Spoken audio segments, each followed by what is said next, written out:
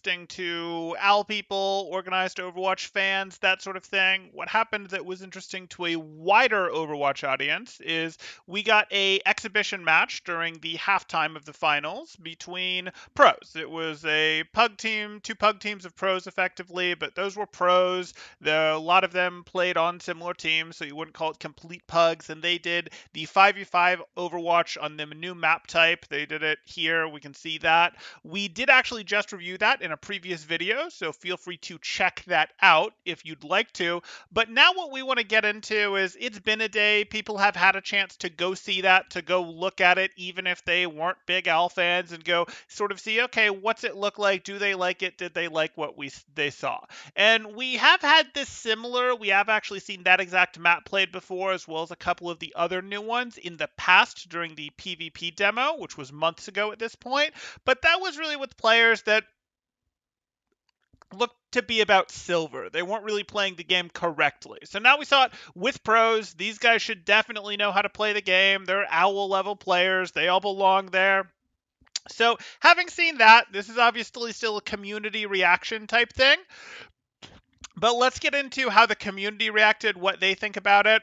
And then I'll also share how I feel about it, what I thought of what I saw, as well as I want to hear what you guys thought about it. So if you're watching this live, throw those reactions up in chat. Tell me what you think. Tell me what you think as we're going through this. I may get through some of these reactions before I get to yours, but do throw them up there. Or if you're watching this in the future, you can leave a comment down below. If you want to see it in the future, want to be part of this type of conversation in the future, you can join our Discord in the description. And in there, you can see when I go live. If you choose to react, become a watcher, you can get pings when we go live. You can see what the topics are and choose to be there, choose to cover those things. So here we are. We'll start on the competitive Overwatch subreddit because they'll have had the most eyeballs that actually saw this. The three main Reddits for Overwatch are effectively our Overwatch, competitive Overwatch, and Overwatch University. Overwatch University really doesn't have much relation to this. I looked for threads over there earlier. I didn't see anything. I did see stuff on the other two. That makes sense. Our Overwatch is the biggest by far, Overwatch Reddit, and then competitive Overwatch is going to give us this. And then we're going to link back to Twitter for some of this and see their thoughts as well. So we'll get some pro thoughts, some community thoughts, all that good stuff. Okay, so we've got Nero is unhappy with Overwatch 2 and considering becoming a coach. Playtested Overwatch 2 the other day, and it's just not my cup of tea. I don't like the idea of playing 5v5. I trust Blizzard to fix the other imperfections. Coaching might be fun. Okay, so we can take a look at this. We'll hop out here. Let's go ahead and hop out here, sure. And we see the tweet. Are there follow-ups to it? No, doesn't look like there's any follow-ups to it. We see anything with huge number of likes. This doesn't mean the gameplay is suddenly better now. All it shows is that Blizzard failed to make the role appealing. That would be in response to anytime you play flex, you end up playing tank. Nobody wants to play main tank, so having one tank necessary to create a game, in theory, will drastically reduce the queue times. Okay, so that's in response to that. Fine.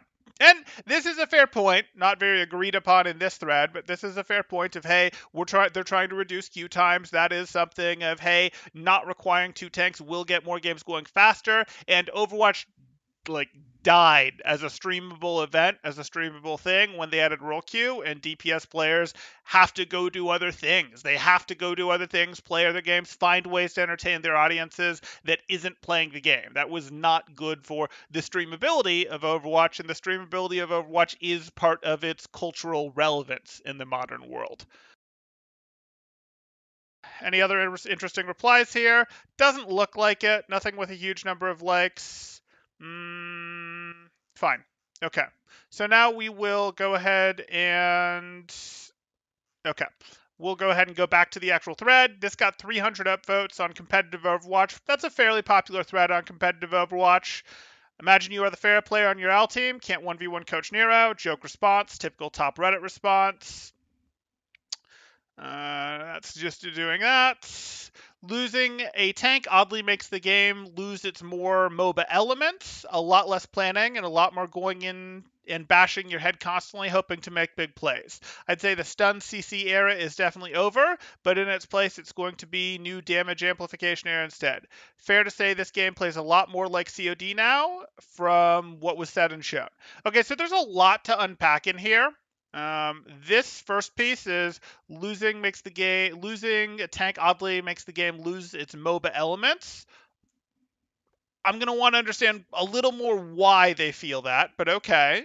Could be true, could be true. Less about lane control. We sort of covered some of that in the review. A lot less planning and a lot more going in and bashing your head constantly to make big plays. See, I don't think this was necessarily true. I think this had, as was commented there, a little bit more to do with for some reason our pro players just reverted and started stacking 3 people on the robot on the cart rather than going and taking map control space and sort of understanding we need to take our space, we need to stake our angles, we want to push ahead after a one fight so that the opponents have to push through a choke that we control, so that we can threaten from angles.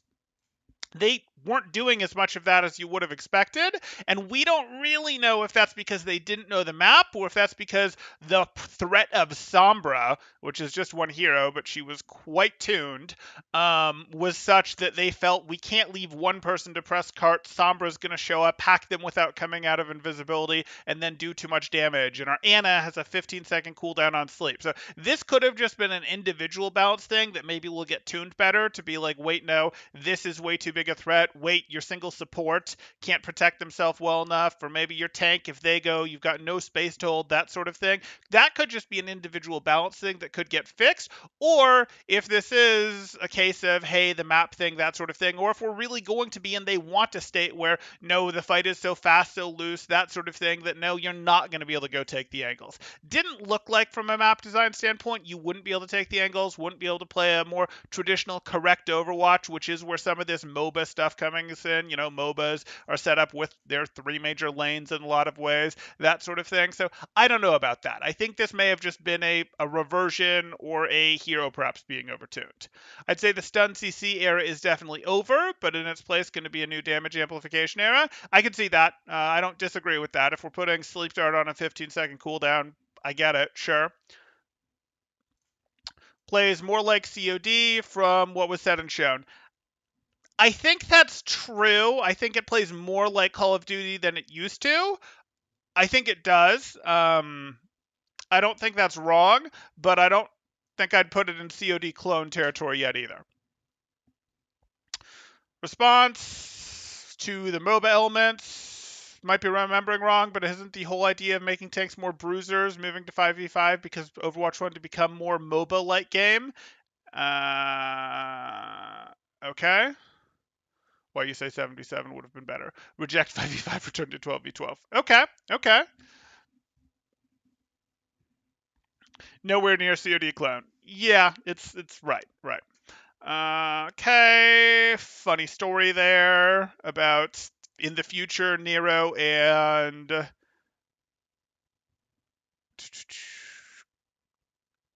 Super being coaches of different teams. Okay, fine.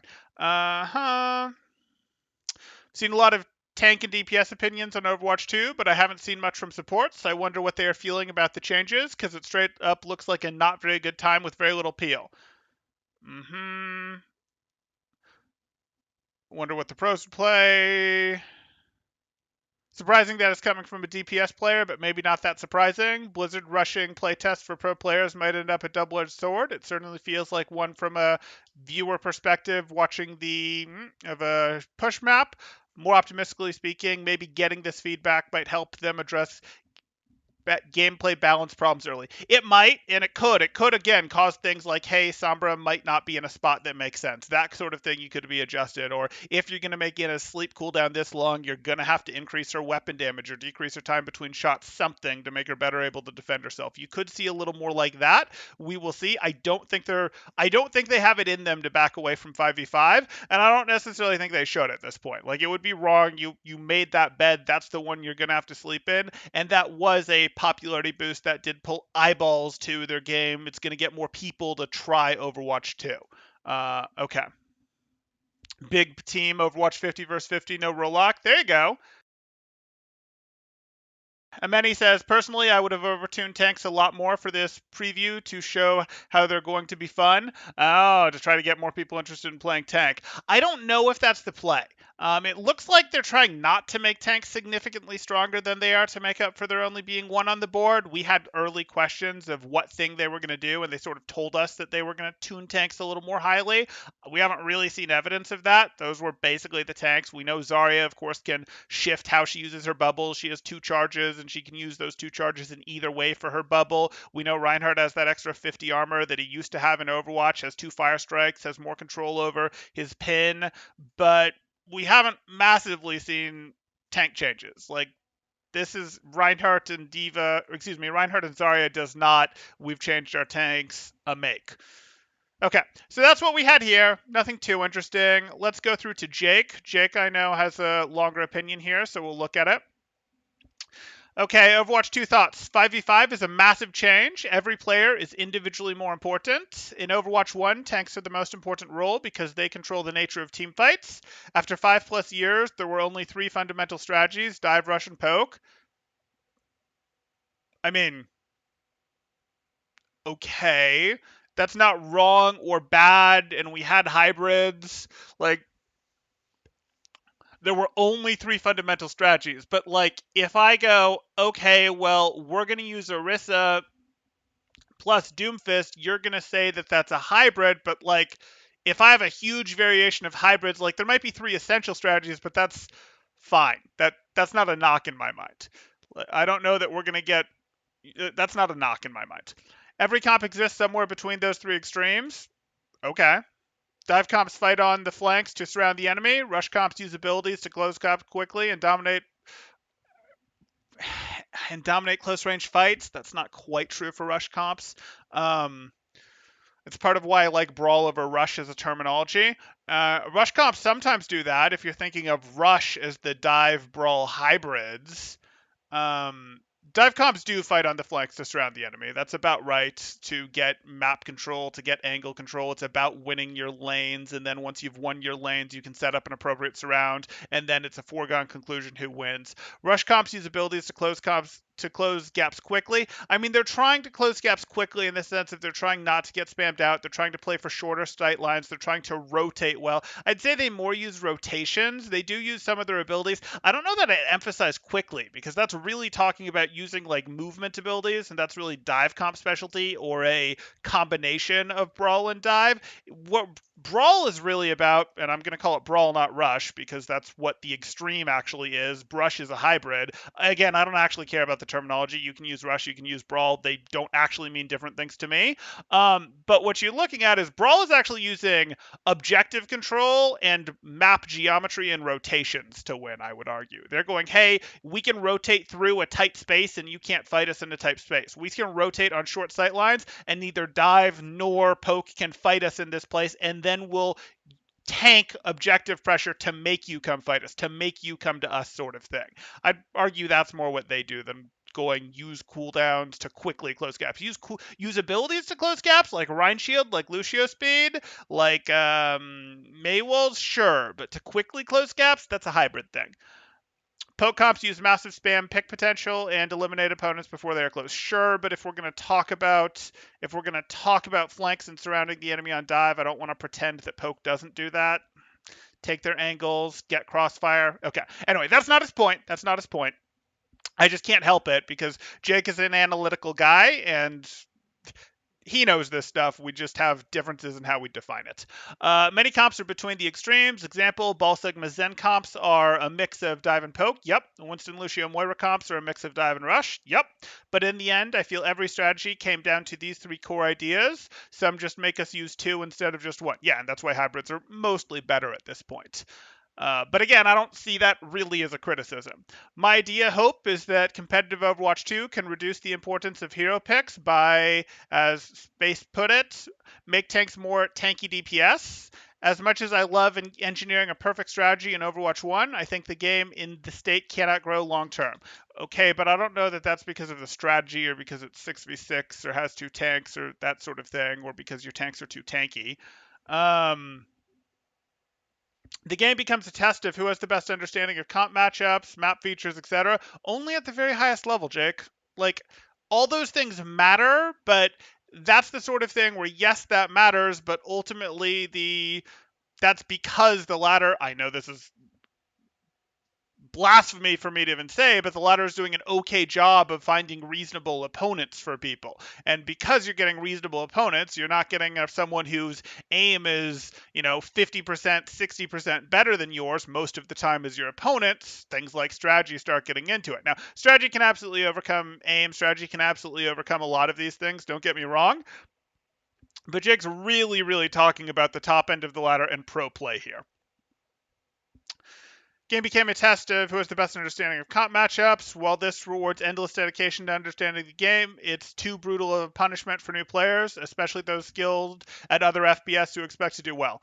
I don't know that I consider that a problem. Like, most competitive games have something like that. Like Overwatch, instead of having a gear grind of like, you got to get better gear like an MMO PvP might, you got to keep getting better gear, you got to keep doing this, etc., so that you can keep up, is instead got a little bit of a knowledge grind, a skill grind. Like, that doesn't necessarily seem like the end of the world. Most games are trying to engage in something as a retention model that makes you keep playing, and if you don't keep playing, you fall behind. And I don't know that I particularly care if people who come in expecting to be skilled because they played other FPS and want to just be at the top of the ladder because they have those particular FPS skills. Like, the game is a hybrid. It's sort of a hybrid between FPS and MOBA, and like the strategy elements are part of what make it what it is, what gives it its identity. Now, I know Jake is going here for a broader appeal standpoint, but if you just went, like, if you wanted to release just another FPS game, it would not have gotten the install base that Overwatch originally got. Like, Overwatch got its install base because it was getting people that had played StarCraft, that had played World of Warcraft, that had played Diablo, that had played action RPGs, RTSs, MMOs, those sorts of things. And I'm not just saying all Blizzard audience, but like, it wasn't strictly an FPS. It had characters that didn't require those hard aim mechanics. And if you're going to have characters that don't require those hard aim mechanics, other skills are going to be emphasized. So, like, I don't know that that's a design goal for maximum this. I don't know that it's important to make FPS players from other games feel like, oh, I'm instantly good at this game.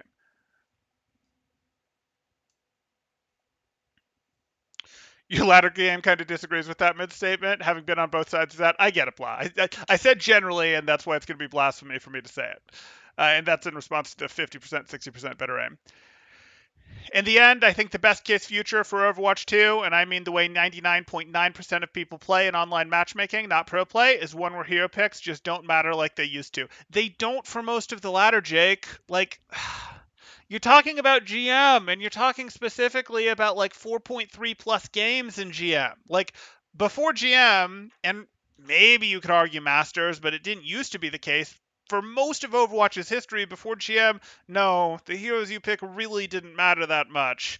They mattered a little bit because your team might soft tilt or hard tilt if you didn't pick the heroes that they thought were good, but like, it didn't actually make very much of a difference before GM whether you are trying to force Reaper in a poke meta. If they're playing Widow and Hanzo and Owl and you're playing Reaper, guess what? It's fine.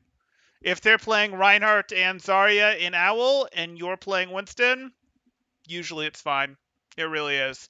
Like, Jake, you're trying to talk for 99.9% of the player base here, but you don't have those goggles. You have the goggles of your 4.3 games.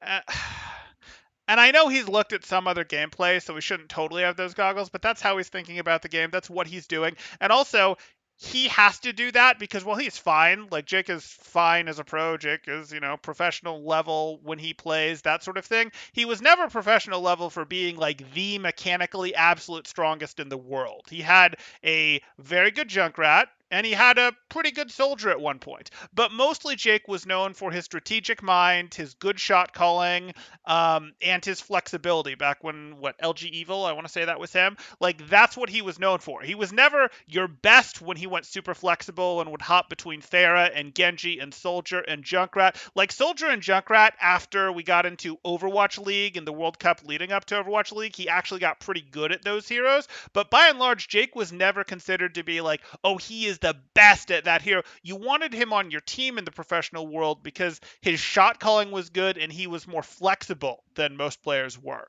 So, like, he's in this place where, like, that's how Jake plays the game. That's how Jake gets up the ladder. That's how Jake does things. I don't think this is necessarily a zoomed out view here.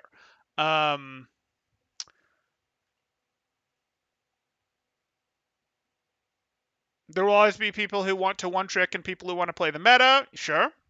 The only way to harmonize those two ways of playing is weaken the meta and make hero picking less impactful part of the game. It doesn't matter though, because, like, even if you make the meta really, really weak, only slightly better than other things, people will still go towards it. There's a personality type that'll still go, you're throwing, you didn't pick the right heroes. You're throwing, you didn't pick the right heroes. Hey team, we have to run this even in organized play, because even though we're way better at dive, the meta right now is brawl, so we have to play brawl. Guys, brawl is like 0.05% better than dive. Doesn't matter, we have to do it. That sort of thing. Like, that's how it works with a lot of people. I don't think you're going to magically cure this by making the meta weaker.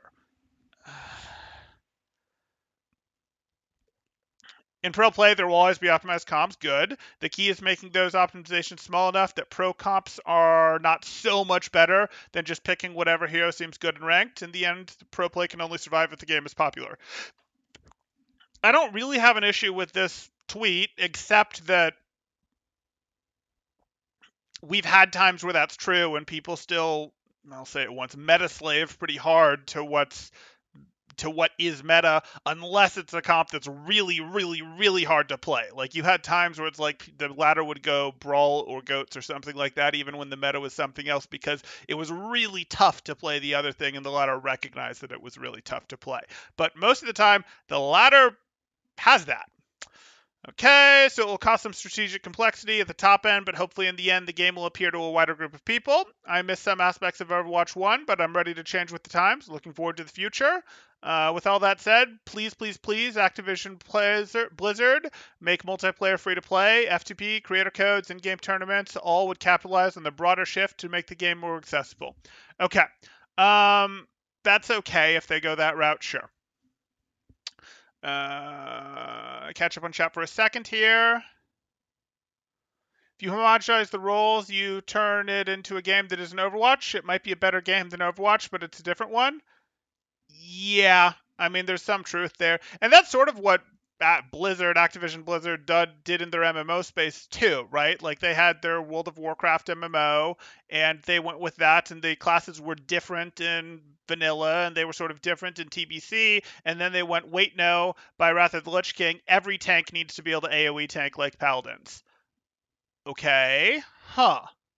No. We can't have all these different buffs for the DPS. We need to much more standardize the buffs so there's not like a Scorch debuff to think about and a Curse of Elements to think about and a Boomkin buff to think about. We need to simplify the buffs so that there's much less stacking so that you can get away with running more comps. Okay, well, your classes start to all become the same at that point. Like, okay, there's less complaints of, oh, this class is too powerful, this class is too weak, but they all become the same. And I see what you're getting to there.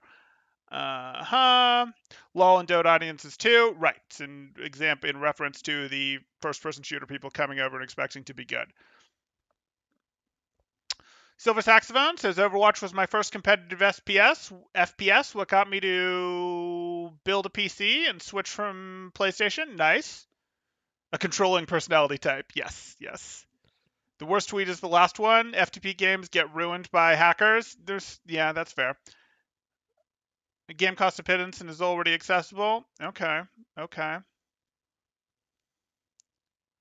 Brawl Poke has been meta and meta in metal ranks since beta. Yeah, I mean that's how people naturally, and like metal ranks is basically 90% of the population, and 90% of Overwatch players want to play poke brawl. They want to play a bad, silly version of poke brawl that doesn't involve taking angles, that doesn't involve DPS holding lanes. They want to play this version of Overwatch where like, hey, your Reinhardt is here. Our Reinhardt is here. No, I'm not going to stand behind my Reinhardt shield. That would be silly. That would be silly, as I'm sitting McCree over here. I'm not going to take a lane over here to threaten them because then I wouldn't get heals. My Ana back here might not see me, and I don't like that. I want to get healed if I take damage. I don't want to have to be responsible for my own cover and things like that. So that's not going to work for me. But instead, I'm going to stand here, not behind the Rhine Shield, and I'm going to shoot maybe at the other Rhine Shield, maybe at the other team's soldier, whatever the case may be, but their soldier better be shooting at my Rhine Shield. Like that's how most people want to play Overwatch. Again, metal ranks are about 90% of the population, and that's how most people want to play Overwatch. And I don't just mean to pick on DPS here. We can talk about the same thing where we had dive metas where supports didn't like it when they were put under any pressure, when there was dives of, okay, Winston and Genji and Tracer are diving you, and your Winston and Genji and Tracer are diving the other team, and if you survive longer than the other support, you probably win. You still will get eliminated, but your dive team will come back and clean up the other dive team, and they'll win because you survived longer. Like, supports didn't like that. DPS don't like having to hold flanks on their own where they're not sure they're going to get heals, where they are fully on their own. They're getting pressured if someone tries to challenge that angle with them. They want like this setup, which again, that's just not how the game works, guys. But yes, I agree. This is about how 90% of the player base wants to play the game. Okay. Um, It's true. Ryan Zarya essential in whatever the DPS feel like today. Right, right. If the PvP upgrade is free without buying Overwatch 2, all someone has to do is buy Overwatch 1 now or after release. True, true. Jake looking out for his job security. Sure. Battle rank dive is painful. Okay, okay. Winston and Diva tanks essential DPS play whatever Chuck Torvald. Okay, okay. Here we go. Let's see what reactions to this are. We saw Jake's take. Jake's take is, the switch to 5 to 5 absolutely makes sense, is good. We had Nero's take, who was less happy about it. Let's see what the opinions are. This got a lot of upvotes. Nero's got fair number of upvotes as well. Similar levels there. Fine, cool. Oh, those are different ages. Let me hit refreshes here. 338. 474. Fine. Okay. Please cast again. All this seems pretty reasonable. It's so weird, fundamentally different, but it also looks the same.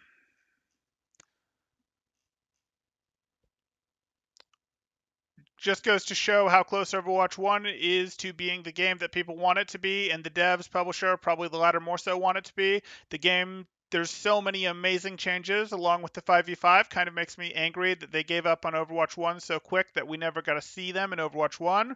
Roll passives, remove hard CC from DPS characters, all that. 5v5 feels like overkill when they clearly are full of ideas on how to improve the game with things that have been asked for since year 1.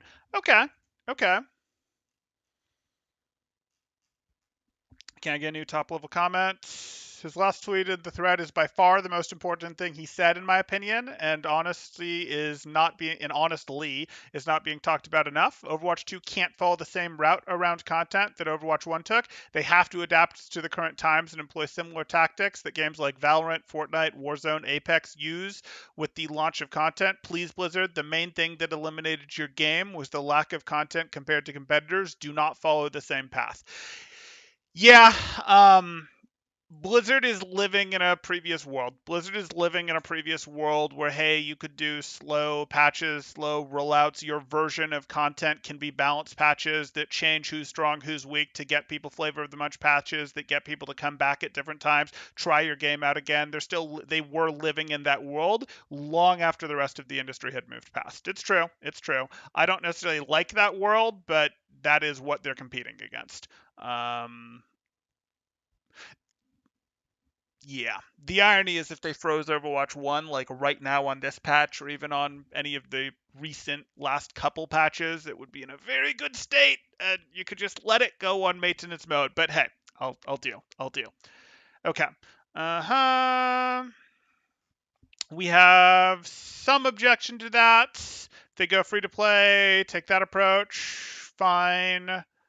Fine with free to play as long as you need to buy the game to play comp. Too many first already. You're not going to have to buy the game to play comp if they go free to play. The point of that is you want to be able to get people into the game to play it, that sort of thing. Anyway, hit the nail on the head with this line. Make these optimizations small enough that the pro comps are not so much better than just picking whatever heroes seem to be good and ranked. Love Overwatch as it is currently, but almost every game comes down to whichever side has the comp that works better. That's not remotely true. That's not necessarily a bad thing, but the casual scene gets completely by that game philosophy. No, it's not.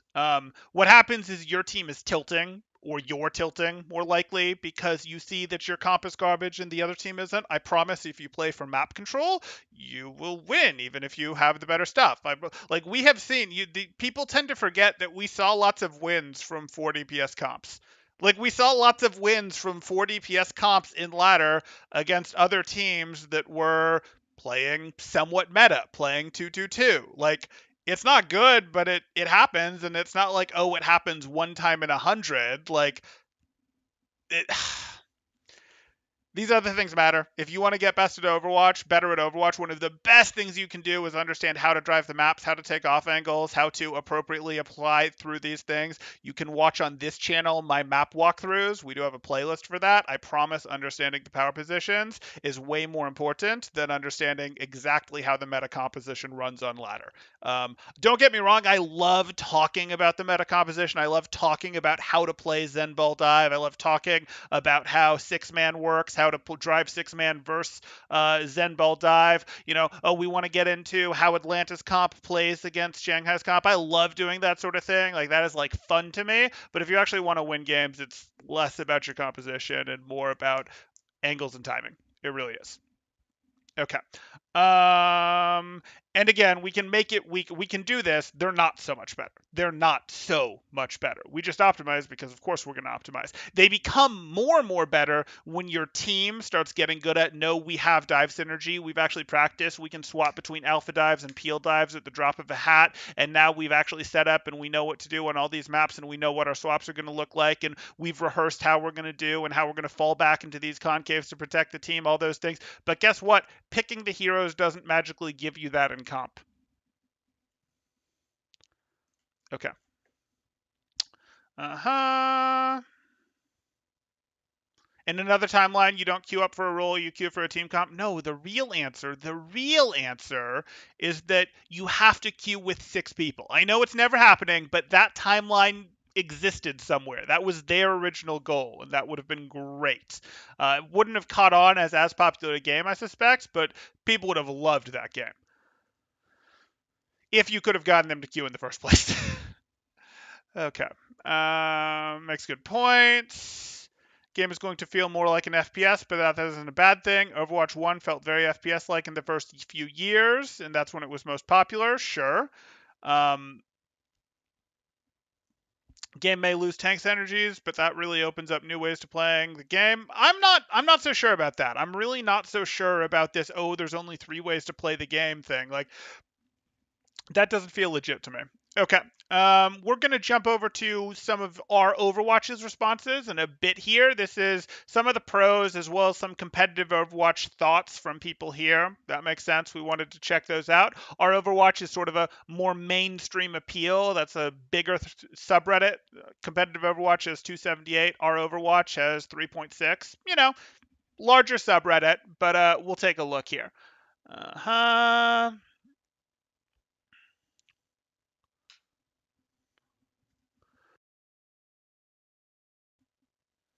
Mm-hmm. What other archetypes could we see? We have Brawl, Poke, Dive. What else could there be? Yeah, it's hard to know what there could be without seeing it, but I'm kind of with you there, Congex. Are they going to have enough time to do a good job reworking all the heroes by the next L season? No, no, they are not. They're going through strife, which hopefully isn't distracting to them, but they also have the league appropriately at this point. But the teams that have signed on, the teams, the franchises, the teams, the Houston Outlaws, the Valorant, the Dallas, all these teams going, yeah, we're not interested in playing another season that's not on Overwatch 2, so we're playing on Overwatch 2 whether it's ready or not, or we can just not play next year. And so they've had their hand forced. I don't feel bad about the teams doing that, to be clear. Like I'm on board with the teams doing that because the development clearly wasn't happening at a fast enough pace on Overwatch 2. Like there's been enough time since they stopped working on Overwatch and started working on Overwatch 2 for a good version of Overwatch 2 to be ready. They just chose not to work on it until actual pressure got put on them, that sort of thing, or not to seriously do it. So I'm good with what the teams did, but it does look like they are in a bind now, and it's probably not going to be quality ready with enough new heroes, with the new maps, with the tight balance that you would want, with good PvE. We haven't seen much on the PvE front, I'll point out. Like, I would expect to have seen more PvE by now on something that's 7 months away. We would really like the game to be basically done in the next 4 months. Maybe the game isn't 7 months away, but the Overwatch season is effectively 7 months away with delays. They have to have a playable version that teams can use for OWL, that sort of thing. Apex just put sprays in the shop that cost $10. People don't want F2 Play plus a premium shop as much as they think they do. Sure. Battle passes are good though. I'm not sure I agree. I definitely hope it's not free to play, but I think it will be, unfortunately. I wouldn't be surprised. But, part of what Activision drove them towards this Model 4 is they want that $60 price tag to start each time. But yes, this will also give them a way, because it's a new game, to get rid of loot boxes in their current format and make it much more purchasable and much less, hey, you can get basically everything you want just by playing the game enough, which is a change that Activision will very much appreciate. Why put Overwatch 1 in maintenance mode when you can release classic Overwatch in 5 years? We'll see. Ameni says, I have minor concerns about the team that somehow still can't fix the replay viewer, always defaults to 20-second time jumps. Is going to fix Overwatch 2? Overwatch would be dead 2 years ago with 6-man queue only. I don't actually think that's fully right, Congex. I think what you would have seen is it would have had a smaller initial I think it would have been adopted by a smaller group of people to start. That group of people that adopted it would have been wildly in love with it, and the group would have shrunk not as much as we've shrunk now. Now, this might be worse. This might be a worse state from a developer standpoint than starting with a huge group and going down to a smaller group like this. Hey, we've lost 2/3, we've lost 80%, whatever, of our player base, versus, hey, we only lost 30%, 40% of our player base, but our install base was smaller. Like, those are different things to be had, but this would have been, cult classic type status. This would have been absolutely loved by the people who played it. The game is way more fun when you're playing with people repeatedly. Like, it is. Okay. And ladder is ladder being toxic, feeling like you don't have enough impact over whether you win or lose the game. Those sort of things are why people left Overwatch. Yes, you can say stale metas, but really it's changes that bring people back. But the reason people left was because, oh, hey, we're just, not enjoying it enough. It's not fun. Wins don't feel that rewarding. They don't get enough endorphins. Losses feel terrible. That sort of thing. James Daly says, I would have loved 6-man only ranked. Quick play should be whatever. Exactly. Thought you meant our Overwatch when you said r/Overwatch. There you go. Like your Overwatch, but ours? Well, our Overwatch would be better than your... Okay, anyways. I think they messed up a bit in early matchmaking, trying to always prioritize the group size over everything else. Okay, I should have not played against a GM top 500 team as low pat just because I was in a 6-stack. They had some early issues with their ladder. But a lot of the complaints of the early issues with their ladder, early issues of like people were fixated on no, win streaking is the problem. Win streaking is the problem. You have to win streak, and people get up because of win streaks that shouldn't be there and things like that. Was really just getting at the underlying issue of the feedback mechanisms for whether you're doing things right or wrong in Overwatch aren't very good, and so people don't understand when they're getting better, when they're getting worse, what they need to do to win. It was really just not understanding the game well enough, and people still don't because the feedback mechanisms are still garbage. Uh-huh. So do you think Metro's 2023 leak was right at the time? I have no idea. But it wouldn't surprise me, to be honest. They've honestly had enough time to release Overwatch 2 long ago, considering most other game release maps and skins while developing new content. Right, right. The amount of money those teams invested, they do hold the power now. Not really. They don't really generally hold the power. The situation with the contract, I can almost guarantee you in most situations, is Activision Blizzard, the league holds the power, not the individual franchises. I can basically guarantee that. But they do have the ability. They do have the ability to force things. They hold more power than players, that's for sure. They're able to go, nah, we have some rights and we can just choose to not do this. We can just choose to not participate. And you can try to fine us, you can try to do whatever, but no, we're just not going to do it type thing. They certainly have more muscle to flex than the player base does for getting the game released.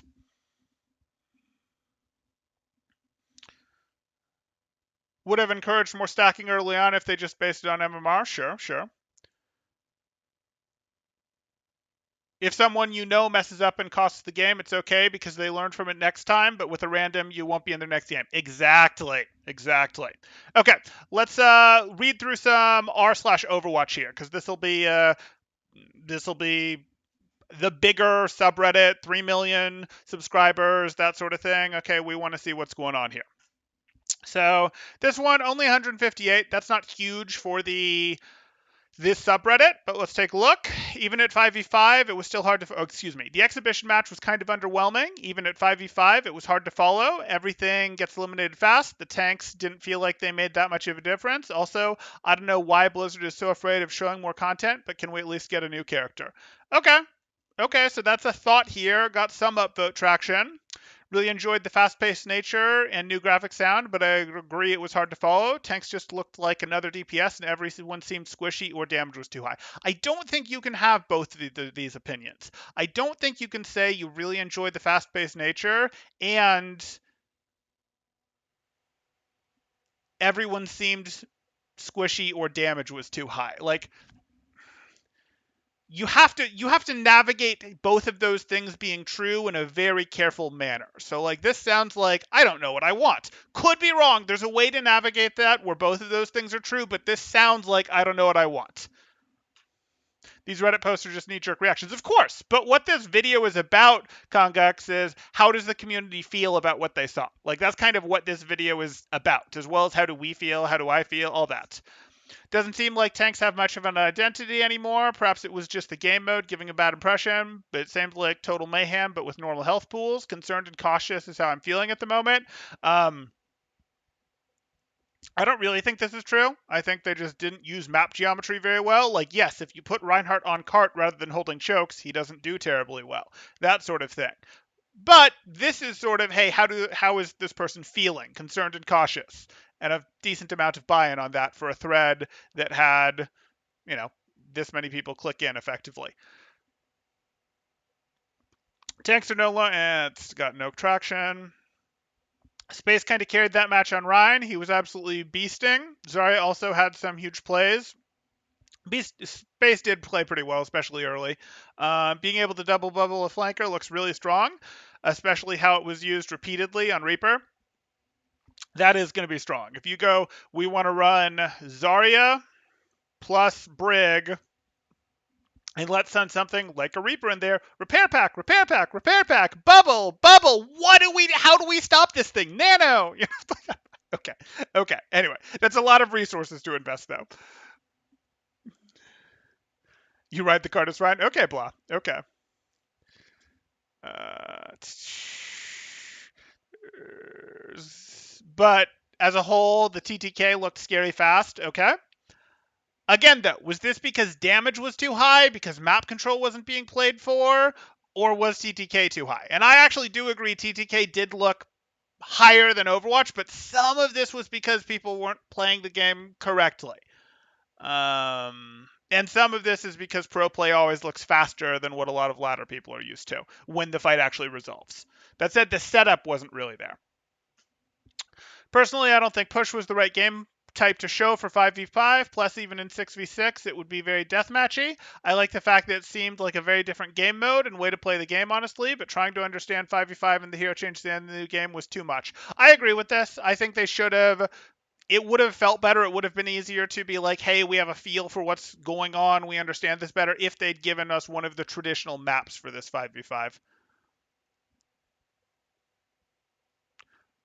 TTK too low? Oh, did they say high? TTK scary fast. Yeah. So low TTK means people get eliminated quickly. High TTK means there's lots of time for Anna to keep healing them, for peel abilities to come into play, that sort of thing. You think the Sombra Bastion changes could go into the same 6v6? Okay. So what you're saying is Double Bubble Nano Genji is a Blade bot again. Could be. Could be.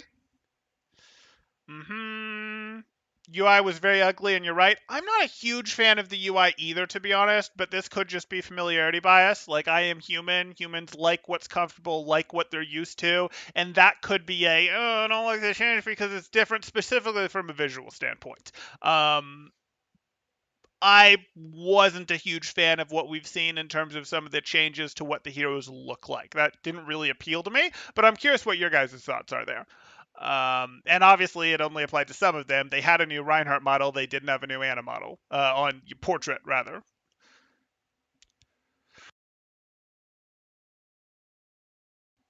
Okay, fighting over the UI. Tanks are just high health damage heroes now. Are they? Coordination, team play are a thing of the past. I don't think that's true.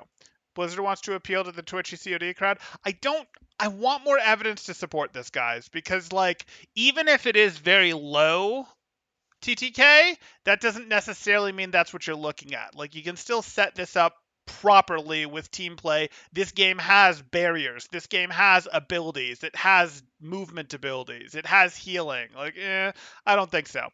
Okay. That's fine. We'll move on to the next one.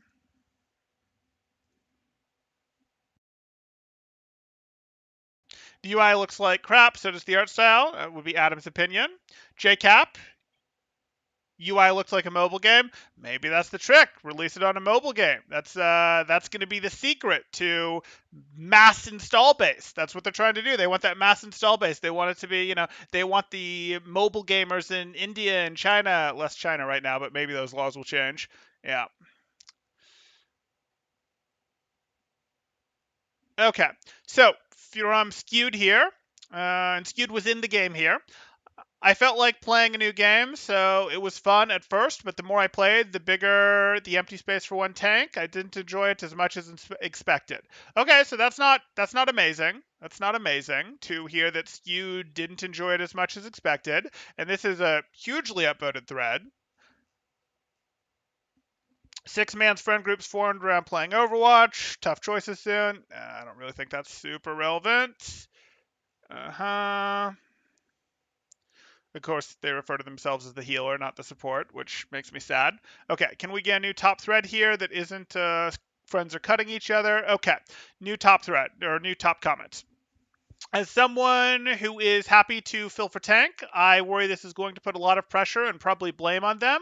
It would be cool if Overwatch added the 5v5 mode to the arcade for the common folk to try, but what if they don't like it? Like, they're not going to do that because if they don't like it, they might not purchase it, and like that would be terrible.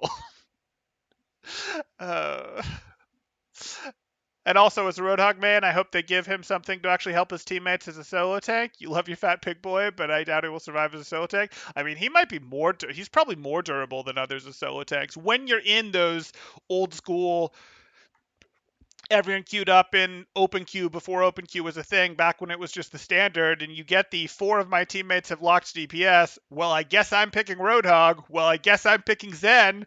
and we're off. Like you're better off on Roadhog than you are on Reinhardt in that situation, Winston in that situation. Hope they have a beta before the release. They will, but I wonder how closed access will be. I wonder if it'll be, hey, they're only giving it to content creators, or if they'll decide that having Overwatch pros on it is enough of a beta because they'll be doing that, or what exactly the solution is going to be. And I do worry if some of these people, myself included, by saying things that maybe aren't the best and most wonderful about it, are potentially getting themselves axed off of the list of potential people to go into the beta, as well as our team's going to be able to use, hey, the only way you're going to get to play Overwatch 2 before the public is by signing with us, and that's how you get good, and that's how you do it. I wonder if they'll be able to use that to negotiate salaries down or to negotiate, contracts in bad ways. Like that is something I actually worry about with this like limited access thing to a beta in a game that I suspect is going to be in a beta state for a fairly long period of time because I don't think they're actually going to release it in 7 months. I think we're going to start an Overwatch season. I've announced that concern before, but we'll see.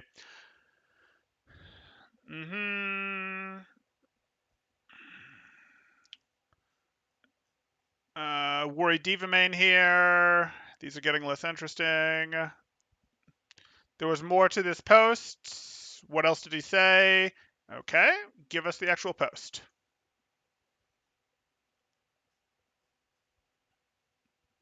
That doesn't help me. I tried, guys. I tried. The second part of his tweet says, I've been playing 6v6 for several years, so doing 5v5 right now. Will, of course, only see the downsides. It's hard to find as much fun as 6v6 right now, but it seems to get better as time goes. Okay, that's good. That's good. Okay, let me catch up on chat for a second. Adam prefers the original character models. You believe Skewed made more posts than this one? Yep. I don't think he fully retracted his statement in that, but yes, he's softening it. Maybe he's making sure he gets into the beta. I'm kidding. I'm kidding. Or am I? Okay. Do you think Blizzard's getting a bit anxious about these non-enthusiastic responses? Um, I would not be surprised, and it wouldn't be terribly surprising if there's some words going out to remind people that, like, hey, don't bash where your bread is buttered. Like, don't do this. Control your players. Remind them that they're attached to this thing. That their success is in part based on our success. There might be some of that going on. We know of a controversy that happened. One of the early educational Overwatch creators was Skyline. Skyline, I think he was like 200, 300,000 subs. He was one of the early best educational content creators for Overwatch. He moved on to other things. I think he worked in esports doing organization, things like that after that. But he was early and he was good. He was doing this back before really anyone was doing it. I mean, you had your Overwatch around back then, but that's not good. Um, and he started talking about, once Blizzard started making changes, he got pretty open and public about, hey, I really don't like it when Blizzard does changes that betray skills that people have built up. Like when you do changes that are like, hey, this is a mechanical skill that someone has practiced 1,000 times, or someone has practiced how to do this type of thing a bajillion times, and now it's gone. And an example of that would be, okay, we're changing the spread on Genji's Shuriken. Well, you've really practiced how far away and what it needs to be to hit someone with 2 of the shurikens, and then changing it, like that betrays a lot of hours of work, of memorization, of getting used to it, and like that's not a great change. It's much better to just go, okay, we're going to change the number so the shuriken does 1 more or 1 less damage. Like that's better than going, we're going to change the angle that the shuriken applies at, and things like that. Or, hey, we're going to do this, we're going to get rid of super jump, we're going to do this, we're going to change the timing for hitting super jump, something like that, where it's like, if you want to get rid of something like that people have put hundreds of hours into learning, it better be really important to do so. It better not have been seen as part of learning the character. Anyway, the point isn't whether that's a great stance or a terrible stance. The point is that was his stance. He was public about it. And the story is that someone from Blizzard reached out to him and said, hey, if you want to work in Overwatch, because this was before Overwatch League was a thing, if you want to work in Overwatch, if you want to work at events, if you want to have a future in this, you need to not say those sort of critical things publicly. And again, maybe that was true. Maybe that wasn't true. I'm going to stand on the side of Skyline here based on what I saw of that controversy and say, yeah, that's who I'd be inclined to believe there. But that does not necessarily mean it was a Blizzard company decision to say that. That could have just been some employee stepping outside of their zone and feeling like they should go tell this person this when this was not Blizzard's stance or something like that. So I am not going like, oh, Blizzard absolutely did this, but we have seen evidence of this sort of thing maybe being the case before of, hey, you don't want to get on the wrong side of this type thing in reference to Nardstorm's comment of, do you think Blizzard's getting a bit anxious about seeing these non-enthusiastic responses? Maybe they've had ways to deal with those in the past. If they purchase it and then no one plays it, they still lose. They lose a lot less, though. Like, yes, they still lose, and they still lose massively if they go to all the work of developing the game and then no one plays it. But if you at least recouped a bunch of purchases, you lose a lot less than if people don't purchase the game. That's why games are so big on getting you to do pre-orders these days, getting you to buy games before people have been playing it for a week. That's why that's so important to games, because you want to. That's why they include bonuses for pre-orders, things like that, because they do not want you going, reading reviews, letting the hype dry out. That's why they tap into FOMO as hard as they can, because they lose way less if the game goes poorly after 100 million people have bought it, type thing. How would they possibly be able to buff Roadhog to the point of being able to main tank and take space rather than hold space? I mean, you could make him buff Roadhog to take space. You could make him walk faster while using Breather, perhaps. You could let him cancel out of Breather with Hook, something like that. Either of those things would help him take space if he walked faster while doing Breather.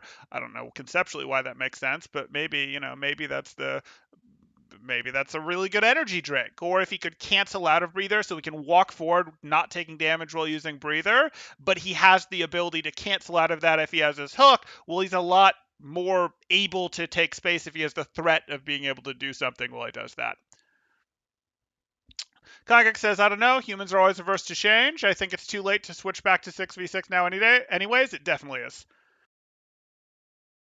Were they allowed to pick all tanks? I want to see Orisa, Sigma, Hog, and Ball. I don't know. I don't know the answer to that. They clearly weren't allowed to pick every hero, because one of them would have picked a new hero.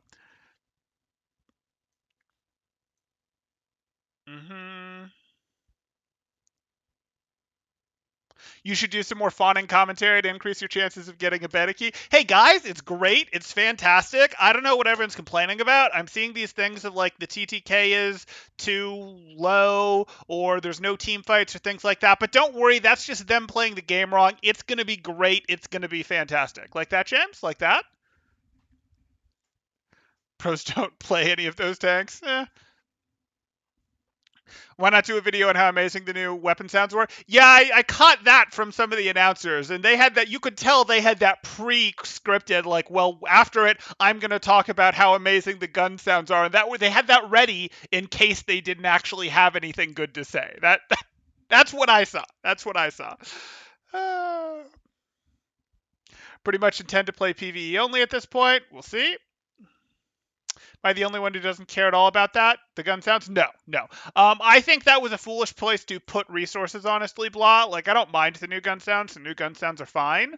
But Overwatch's sound was already so good that that's like the least interesting place to spend resources in my mind. I look at that and go, I'd rather resources go into marketing. I'd rather resources go into additional testing. I'd rather resources go into balance. I'd rather resources go into upgrading the visual UI in better ways than what we got. I'm least interested in going into sound, because I actually think their sound is not at all outdated, is totally valid, was great on release, and still holds up just fine. And I don't think going, we have the best sound again is the answer from a resource standpoint. Overwatch is still in beta. Voice chat hasn't been working in your games for the past hour or so. Okay. Gun sounds is the thing people say when they can't think of anything good to say about Overwatch. Yep. Or about Overwatch 2. Great video, very interesting. Is that your way of saying you don't have anything good to say, Congax, or is that your way of saying you want a beta key to something from me? I'm kidding. I'm kidding. Uh, any bets that 6 months after Overwatch 2, there are more people playing Goat Simulator than Overwatch 2? Hard to know. Hard to know. I don't think so, but okay. Felt like 5v5 a pick has way too much impact. It does, but if you've lowered TTK, this is sort of the thing. Like if you want the game to have, and I think they do, I think they want the game to feel like it has more individual carry opportunity to make ladder feel better. I think that's what they're going for here. So they want the game. You have to make the game play faster if that's going to be the case. Because if you have TTK be high, if you have it take a long time to eliminate someone, it's very hard, especially when you've also shrunk the number of players, which again increases the individual impact for each person. When you've shrunk the number of players, like, oh, we've lost one of our 6 people. No, now you've lost one of your 5 people. That's a bigger deal. Okay, yeah, but if you still want to have like comeback potential, you still want to have anything like that, you have to do a lot of damage. You have to be able to eliminate quick people quickly. So I think that's actually intentional on their part. We'll see if it sticks. I think something like Sombra has to be controlled better than she is right now, but I think this is intentional. That said, you can play around it. Dive, when Dive worked well, had a very small TTK in the actual dive, and that was fine. Brawl, the most recent Brawl meta, has had mostly a longer TTK because you get Maywalls out, you get lamps, you'd get a lot of BAP healing, you'd break some of a Rhine Shield, like it had a much slower one. You'd have invulnerability cooldowns like Ice Block or Wraith or Diva boosters to deal with that, but that's okay.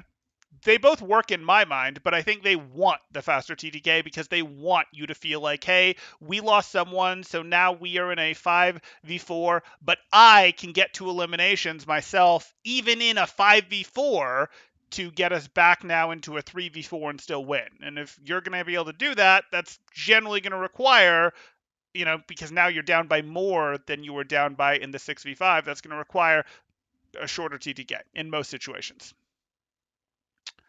Okay.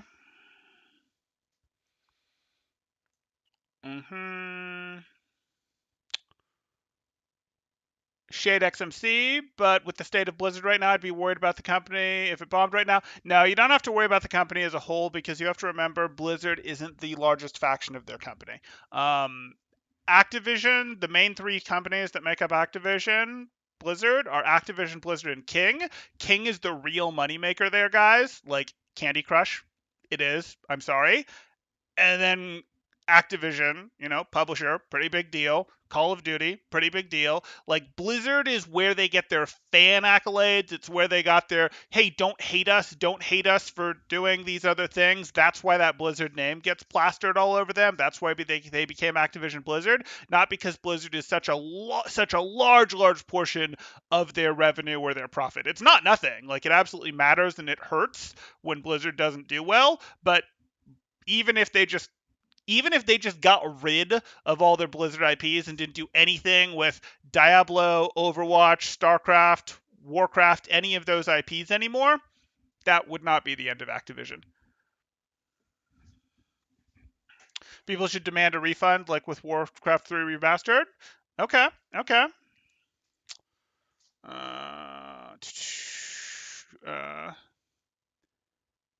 You need to handle Smurfs if TTK is low. Okay, fair. You want a beta key and this is interesting? Okay, thank you, Congex. If anyone from Blizzard is watching this stream, I would like them to know that I spent maybe €20 on owl skins and bought a pink mercy, and it would be great. And you think you would be a great person to give a beta key to. And the gun sounds are great. You got the gun sounds are great in there. There you go. Beta key on the way. I don't control the beta keys, guys. Okay. There we go.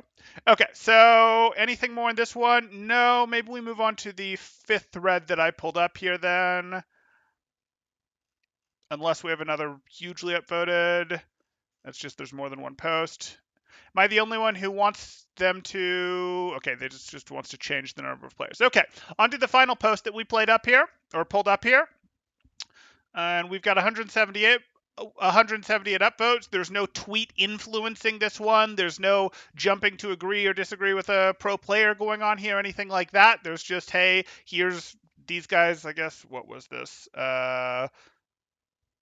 GameSpot clipped the portion that was that and are trusting that Blizzard isn't going to take them down, whatever. Now we see here that we've got this. Hard to draw any conclusions from just one game, especially considering how the players themselves were just figuring things out and didn't really take it all that seriously.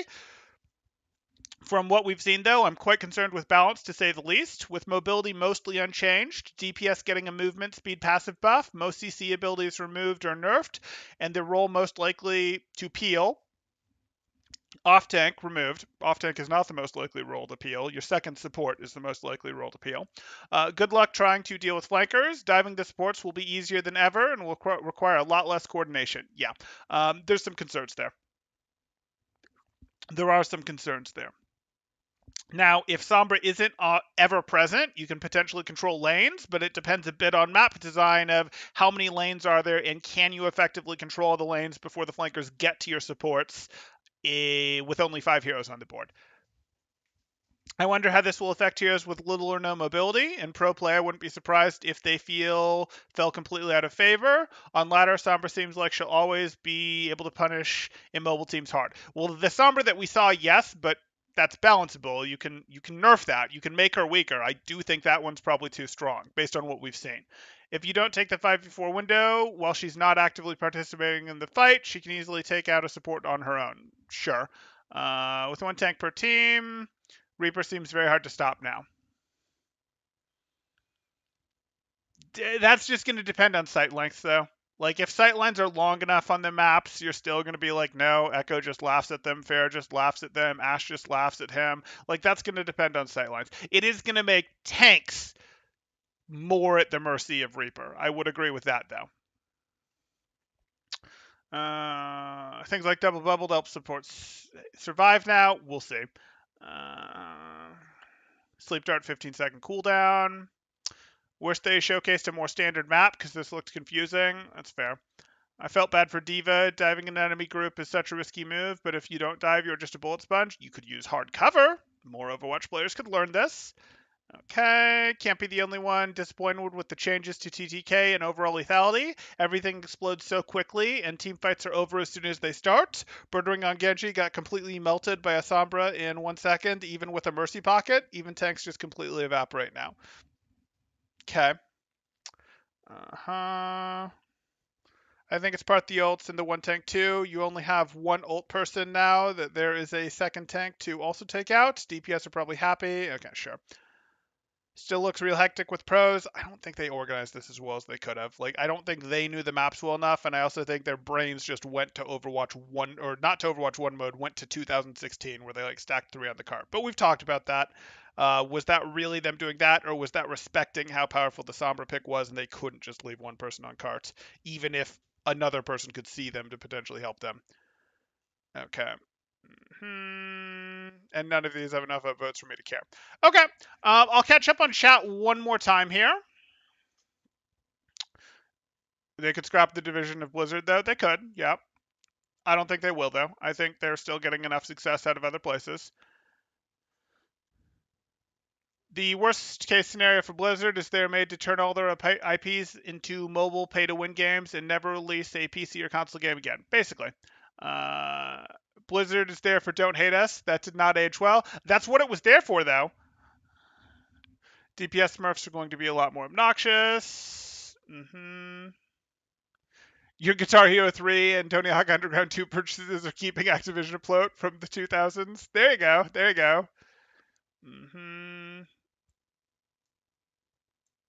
Did you catch the announcers say the cowboy? I wonder if they're not allowed to say McCree. I doubt they've been told they're not allowed to say McCree. I think they feel it's better for their reputation to say, like, they think it's better for them with their communities, their individual fan bases to say it. I doubt that order has come from the league or from Activision Blizzard.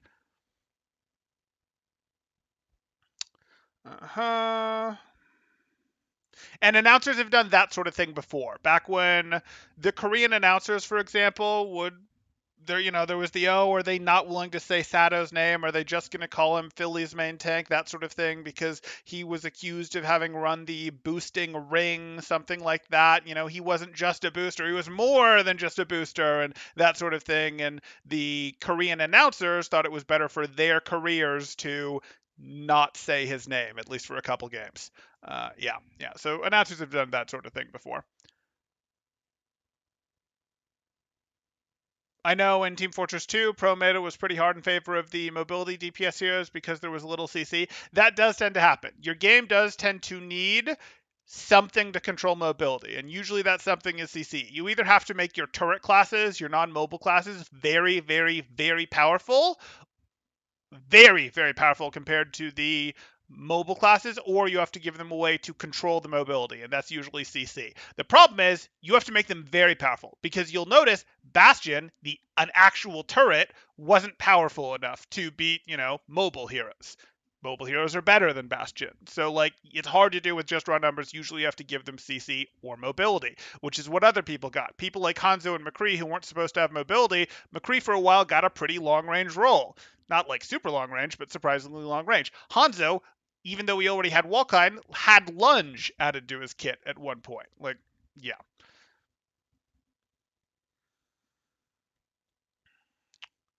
Uh-huh. Do we know if they're nerfing healing in the gameplay we saw? They were talking about nerfing it because they said with the tank gone, there's too much healing. Yeah, I heard that they said that. I didn't look like they had nerfed healing. And honestly, who wants to play an Ana with weaker healing and a 15-second sleep cooldown? Unless you make her weapon do more damage or nerf her healing significantly, but then also increase her rate of fire so again she can do more damage. That just seems rough.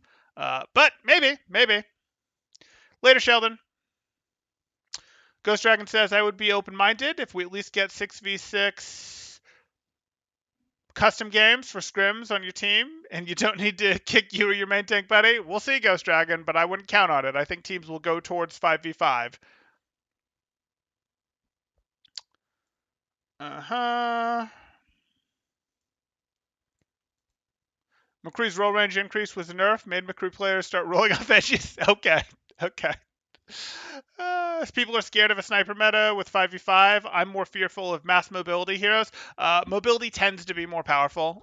Snipers could be powerful. I think their Overwatch maps and even the new maps we've seen have enough terrain to break them up that snipers should be controllable. But we'll see. If there's really long open sight lines and enough of them, yeah, snipers will do great.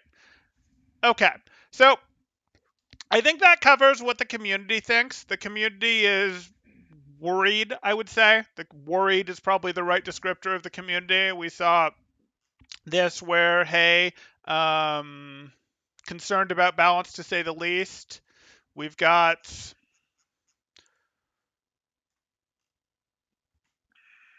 I don't enjoy it as much as expected. He brings that back a little bit, but he starts there, and this got a lot of traction. Maybe that's because they just want it to be visible. Maybe that's because people agree with it. Tends to get used as an I agree button.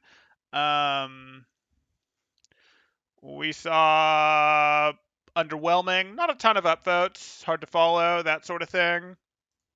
We saw Jake. Jake had the supportive of it opinion, and that got some good traction. Jake's opinion was very supportive of it, very like, yes, let's do it, and let's also go free to play, and that got a lot of support.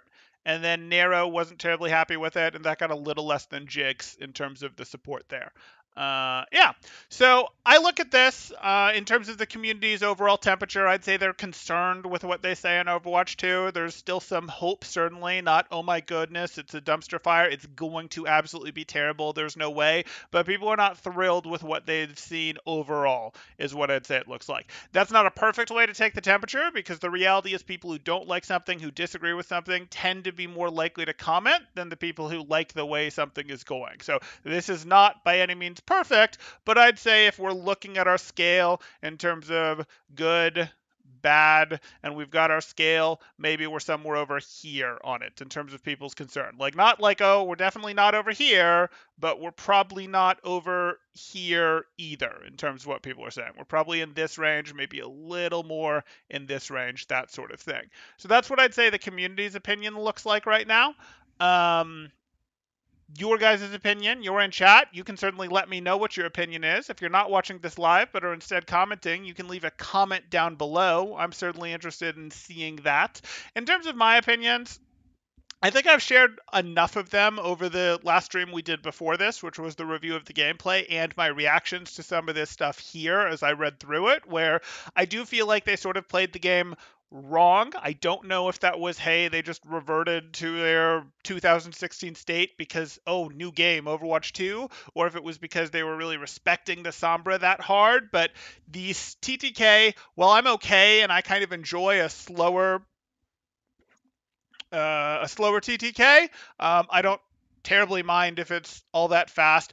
I do think the game is less interesting when you bring it down to 5v5. I like the tank synergy. I like the strategy. I disagree with Jake's take here that, oh, there's only 3 fundamental ways to play the game and that's terrible. We need more. Like, we have more. They just, branch out of these 3 fundamental ways. And what are you thinking for these other ways? Like, I would disagree moderately strongly with this take. Um, but I'm not in full alarmist camp either of, oh my goodness, this is the end of the world. I am at a place, though, where I would go, if we could make Overwatch 2 its own game, if we could Bay Bridge this, as I put in the other video, if we could not Bay Bridge this, if we could make this its own game that like you actually purchase and it's its own game, and then we just leave Overwatch without patch changes, maybe on this current patch for the rest of eternity for another 10 years, that might be a good thing to do because I have some concerns about Overwatch 2. Could still be great. I am not in full panic mode about Overwatch 2.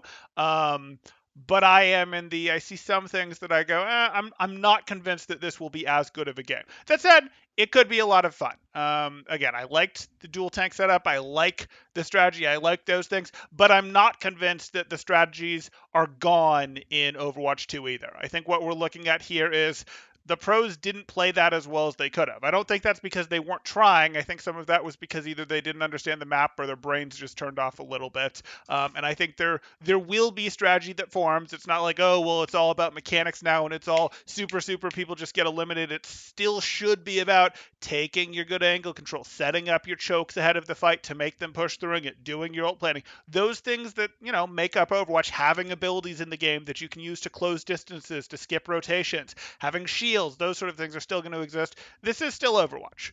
This is still Overwatch. A cool thing, and double tanking is gone, but this is still Overwatch, and it could be very good for the queues. Okay. Um, Temporal is going to miss Overwatch 1 tank play the most of us on ladder. Okay. Nordstrom says, yes, please leave Overwatch 1 for me. Time to swap to ZBS then. I will not solo tank. Okay. Not a big fan of 5v5, but that's just me. That's from the Infinity. Artsy Fartsy says, I have no opinion. Overwatch 1 has drained your mental capacity. Yep, and I totally get that. And I think they're trying to fix that, Artsy. I think they're trying to go, hey, we want it to feel less overwhelming, less like it's lost, less like there's nothing you can do, or, they want you to feel like you can have more impact in the fight, both with 5v5s and with a little more swing power. And a little more swing power tends to be present when you individually can make a bigger difference because you can just immediately eliminate 2 people, that sort of thing. So I get it, Artsy. Like I hear that. Well, you're saying either way, so no opinion. That's fine. Gen chat in Overwatch is the best way to poll the community. Not sure I agree with that one. It won't be close to COD. You guys really feel that? Sounds like a knee-jerk reaction. I think calling it COD is too much of a knee-jerk reaction. Yeah. Them saying it's like COD broke me a little. Yeah. I think I'm not sure they know what that is. I think they're just going like, oh, it moved even a little bit. It's COD. Yeah, not really. It's still much more Overwatch than anything else. Okay. I think we're going to go ahead and call it there. If you guys have final comments, throw them up now. I'll give you just one more minute. If you guys are enjoying the content, please do drop a like. Consider subscribing if you haven't already. If you'd like to know when these kinds of discussions go live so you can be a part of them, so you can go, no, Temporal, you're wrong, and I want to, that sort of thing, best way to do that is to join my Discord in the description below. In there, you can react to become a watcher if you like. And by doing that, you can get pings when we go live, see what topic we're covering, if it's interesting to you, decide if you want to hop in here and be part of the conversation. It's so annoying to see the announcers be scripted and be asked what they think. Yeah, a little bit. Little bit. How will they change tank play with off tanks? I mean, your tank is either going to be very, very careful about taking contested space because they've got less help to do it. DPS are going to, so that would be, hey, I'm just not willing to walk forward as Reinhardt. Like, I'm going to sneak up a flank myself as Reinhardt.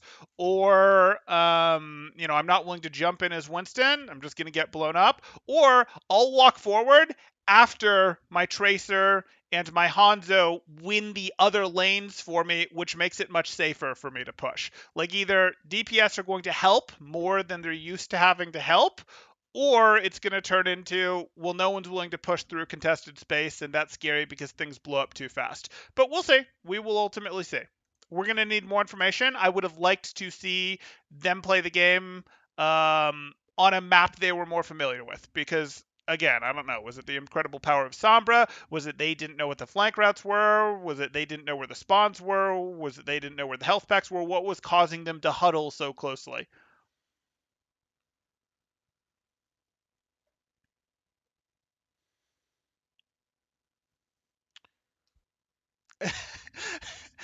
DR34M asks, "Can you please take over the balancing for Overwatch 2, please?" Yeah. Let me go do that right now. I'll fix it. It'll be fixed tomorrow. No.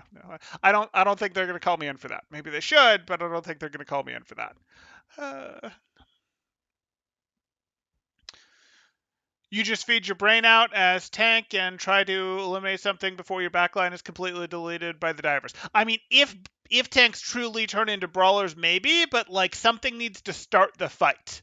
Like something needs to actually start the fight, and objective pressure is part of it. But are you going to use chokes to start the fight? Are you going to use objective pressure to do it? What are you going to do when the opponents have control of the objective and you want to get it back, sort of thing? Like we saw a cart type game mode, but what about a King of the Hill type game mode where they're just getting points, so you have to walk into them and just get blown up? How are you going to do that?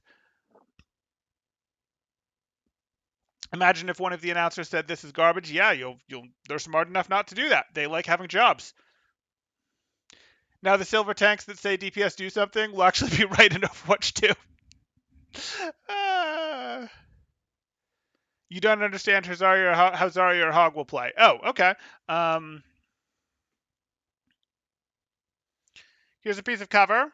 Here's another piece of cover. You're Zarya. Here's the enemy team. I don't know. Let's give the enemy team a Hog, whatever the case may be. Your Tracer goes in.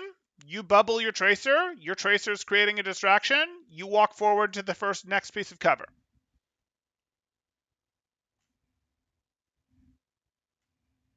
That's kind of the answer. And if they turn and look at you anyways, well, you had your bubble to help yourself get to the piece of cover. And now if they chase you around this cover to try to threaten you, well, your team should be able to threaten them a little bit better, and you hope that's enough. Because remember, they should get eliminated pretty fast too.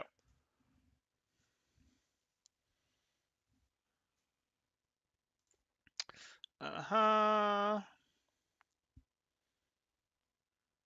Now you want to see a temporal patch notes video? Maybe in the future. Okay. Okay. That's going to do it here. I hope you guys enjoyed, and I will see you in the next one. Thanks.